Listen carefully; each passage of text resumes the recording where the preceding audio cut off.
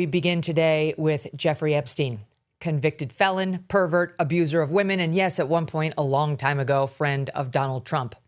Epstein also met with people like Katie Couric, George Stephanopoulos, the Dalai Lama, reportedly, many others who are not guilty of crimes just because they spent some time with the criminal Epstein. Epstein's back in the news this week, 6 years after he died in prison, awaiting trial on charges of sex trafficking minors. In the never-ending quest to finally know everything there is to know about Jeffrey Epstein and his dastardly deeds, the House Oversight Committee subpoenaed Epstein's estate for his emails and related documents, and lo and behold, they got them. Now, every media outlet known to man is reporting on every word Epstein penned related to Donald Trump in a mad search to tie the president to the disgraced financier's sexual crimes. So far, it hasn't worked, but this is a pathetic and blatant piece of proof that these people don't care at all about sex trafficking victims. The media cares about one thing and one thing only: getting Donald Trump. And this effort to turn the Epstein story into the Trump story completely undermines the actual search for truth when it comes to Jeffrey Epstein, which is why many of us resent these Johnny-come-latelys from finally getting interested in the story. We've been covering the Epstein case for years here at the MK Show, long before it was a Trump witch hunt. And many of the names surfacing in these emails that are hitting the public eye are familiar to us. Given that Epstein is back in the news, we thought now would be the perfect time to bring you an update on a story we first told you about nearly 2 years ago. You may remember way back in January 2024, I said something on this show that went viral. I said I believed we would be hearing from Jeffrey Epstein directly sometime soon. We're not done with Jeffrey Epstein. I can tell you that for a fact.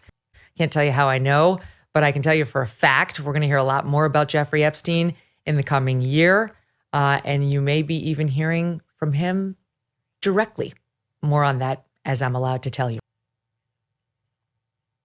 I later clarified, because some people misunderstood, that I was not implying Epstein was still alive, just that I knew there were tapes of the man and I had reason to believe they would be made public soon.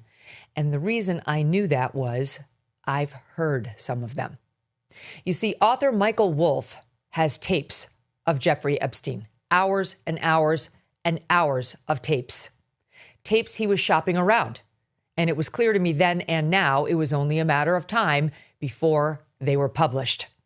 11 months after my prediction that we would hear tapes of Jeffrey Epstein, we did. Michael Wolff himself played and allowed to be played a small portion of one of his tapes. Thing is, this was October 31st, 2024, 6 days before the presidential election. News was at a fever pitch, and Wolff's planned October surprise landed with a complete thud. Even he admitted that. That week, Wolff released one short excerpt of the tapes and also gave left-wing media outlet The Daily Beast access to nearly 2 hours of the tapes. He also confirmed publicly at that time that he has up to 100 hours of tape of Jeffrey Epstein. A clip here from Wolff's podcast, Fire and Fury, October 31st, 2024. I had many secret sources. But this was a particular secret source. Quite particular. It was Trump's old friend, Jeffrey Epstein. That Jeffrey Epstein. I think we have a snippet from one of the conversations that I recorded with Epstein, and I think this was in a restaurant in 2017. His people fight each other. Right. And then have outsiders. He sort of poisons the well outside. He will tell 10 people Bannon's a scumbag and Priest is not doing a good job and Kelly has a big mouth. And what do you think? Jamie Dimon says you're a problem and I shouldn't keep you. And I spoke to Carl Icahn, and Carl thinks I need a new spokesperson. So Kelly, even though I hired Kellyanne's husband, Kellyanne is just too much of a wild card. And then he tells Bannon, I really want to keep you, but Kellyanne hates you. I have more than dozens. I probably have 100 hours of Epstein talking about the inner workings of the Trump White House and about his long-standing, deep relationship with Donald Trump. An unflattering excerpt about Donald Trump, not a huge surprise, as Wolff is clearly not a fan of Trump's. He wrote a scathing biography about Donald Trump in 2018 called Fire and Fury. While Trump cooperated with the book, for some reason people keep cooperating with Michael Wolff. They always wind up unhappy. Trump attacked it as soon as it hit, criticizing its author and alleging that it was full of lies. The podcast Wolff released on October 31st, 2024, seemed a clear effort to hurt Donald Trump before the vote. The Trump campaign at the time called the move election interference. Wolff said on that show that he, Wolff, had become an outlet for Epstein, quote, to express his incredulity about someone whose sins he knew so well, and then this person actually being elected president. Wolff described Epstein as, quote, utterly preoccupied with Trump. Epstein was, Wolff said, quote, I think, frankly, afraid of him. As mentioned, Wolff shared more of his secret tapes at this same time with media site The Daily Beast. 1 hour and 44 minutes, in fact.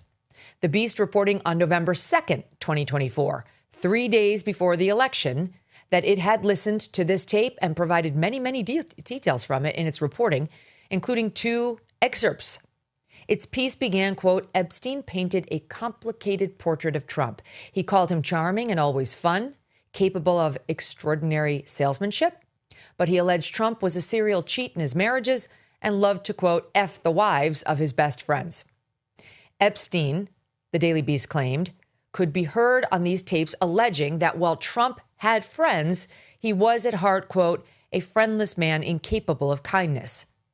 Asked by Michael Wolff how Epstein knew all of this, Epstein responds, quote, I was Donald's closest friend for 10 years. Epstein says on the tape, per the Beast, that Trump had an elaborate scheme to procure sex with his friends' wives and goes into detail about how Mr. Trump allegedly did this, supposedly by getting the husband to agree on the phone to cheat on his wife with a young woman that Trump would procure while the wife was secretly listening to that conversation. Then Epstein reportedly claims that Trump would say to the wife, see, he's a bad guy. Why not consider sex with me? This is a story Wolff had already told in his 2018 book, Fire and Fury, and which the Beast effectively verified was sourced to Jeffrey Epstein. Here is an excerpt published from the tapes by the Daily Beast of Epstein. So how do you know this? That was close to right. So I need the dump. Just give me Donald.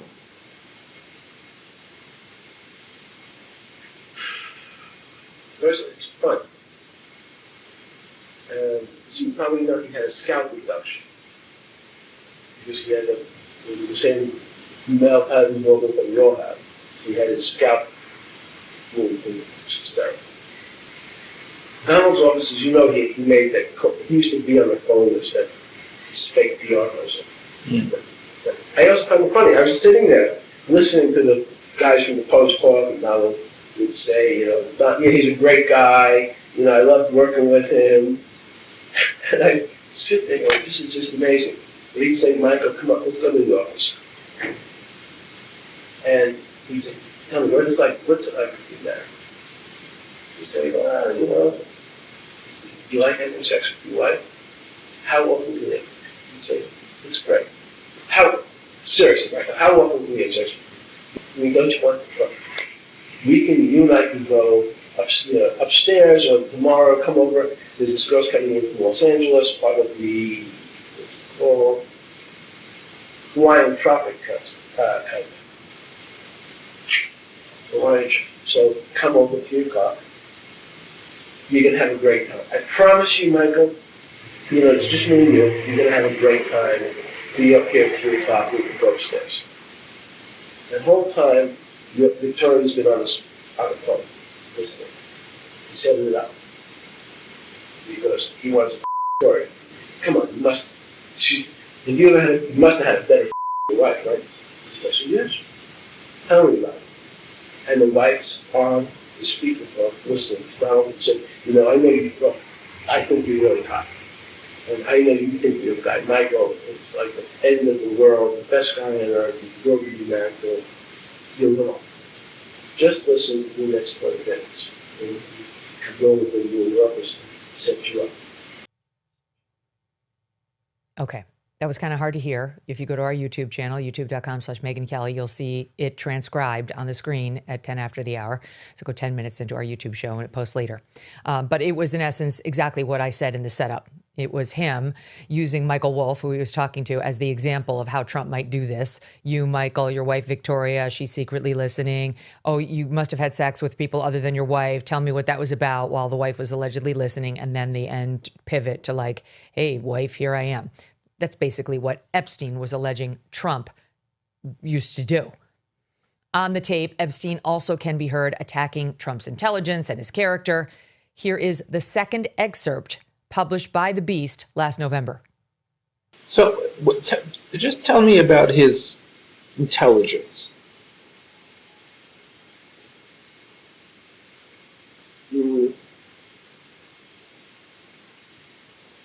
With respect to real estate deals, brilliant. Brilliant. He's a salesman. He knows real estate really well. Anything else but that, he knows nothing. No history, no strategy. As I started to say about executive function, the executive function says, and it's strange because construction by definition is just that. First you have the foundation, you have the steels going up, what stage? But in terms of his anything but real estate, he can't figure out if I fire Bannon, what happens tomorrow. So cause and effect, that has no relationship. In analytic intelligence? No. Now, what's this thing about that functionally he can't read, or he doesn't read, or He doesn't really. He certainly can't read a balance sheet,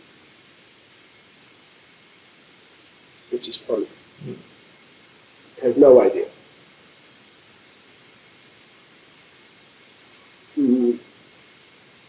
He doesn't read. He reads page 6. He reads So page he's not 6. functionally illiterate.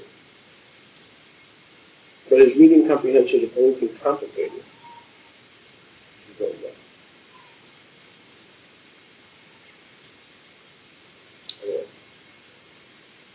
now what's other than he has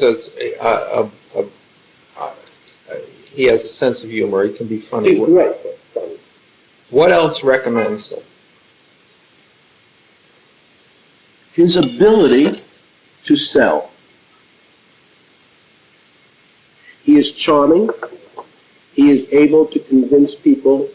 It's very much like Clinton.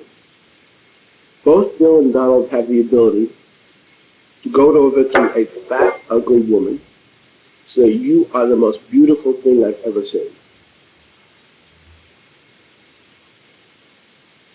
So he tells everybody what they want to hear. Not everyone's charming. And I'm telling you that I know 4 or 5 people who have recently seen him. He's a horrible human being. In Jeffrey's book, he does nasty things to his best friends' wives. Anyone who first tries to gain your trust and then uses it to do bad things. That's how it goes. Keep in mind, this is a man, Epstein, who is known as a liar, prolific liar. He was reportedly thrown out of Mar-a-Lago by Donald Trump after pursuing young women there, and whose friendship with Trump was ended by Trump. Wolff claimed on his Halloween 2024 podcast that Epstein actually blamed Trump for Epstein's growing legal troubles. It started when the two men both attempted to purchase a Florida mansion. Trump had the higher bid and got the property. Listen here to the fire and So fury. Epstein was pissed. Yeah. Of course. And he began to threaten lawsuits, and he began to threaten press exposure. I mean, he was really, really, really pissed when those guys lose a dream house. Yeah. And that was the point at which Epstein's own legal problems, the problems with the girls, began. And certainly in Epstein's telling, this all happened because it was Trump who first dropped a dime on him. Oh, is that right? And Trump would have known about the girls because he was in and out of Epstein's house. Yeah. When Epstein and I were talking about this, and Trump was now the president of the United States. So the version of Epstein talking to Michael Wolff appears to be a jilted friend who blames his legal troubles on Trump. Don't forget, they started back in 2008 when he was accused of soliciting sex from a minor, and who has watched his hated ex-friend become president of the United States. The Trump campaign, when all these allegations were published, the tapes and the Michael Wolff podcast right before he was elected president again, the Trump campaign in 24 denied all of these allegations, attacking Michael Wolff as, quote, a disgraced writer who routinely fabricates lies in order to sell fiction books because he clearly has no morals or ethics. When Fire and Fury, the book, came out 6 years before this October surprise, the White House called it trashy tabloid fiction, saying it was filled with false and misleading accounts. It's the one time of year that Birch Gold Group gives away free gold with every qualifying purchase. That's right, for Black Friday, when you convert an existing IRA or 401k in whole or in part into a tax-sheltered IRA in gold, Birch Gold will send free gold to your home for every $20,000 purchased. Gold started this year around $2,600 an ounce. By October, it was over $4,000 an ounce. Why? Global uncertainty. 2025 has been defined by trade wars. Central banks are pulling from the U.S. dollar as the global reserve currency, and military tension continues to build. Gold thrives in times of uncertainty, and if you are looking to diversify your savings, Birch Gold can help you. Plus, now through November 30th, get free gold with a qualifying purchase. Just text MK to the number 989898 to claim your eligibility and for a free info kit on gold. But your opportunity for free gold with purchase will end on November 30th. So don't wait. Text MK to the number 989898 for full details. Message and data rates may apply.